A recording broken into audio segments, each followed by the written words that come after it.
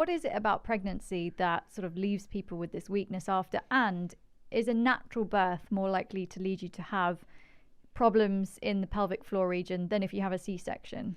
So, I mean, with pregnancy, there's the obvious of, there is a growing human inside your uterus, and your uterus is one of your pelvic organs, and your pelvic organs are in part supported by your pelvic floor muscles. So as that gets much heavier, we often think of like a watermelon on a piece of cling film, naturally there's going to be more demand on that muscular sort of hammock. And it's also in part that many women haven't really thought about training that area of their body until that point. Mm-hmm. It's maybe not an area of their body they're aware of. They might have some bad habits like straining when they're, lifting weights, or straining when they're emptying their bowels. In terms of birth, both C-sections and vaginal deliveries have, for different reasons, women can note pelvic floor symptoms postpartum.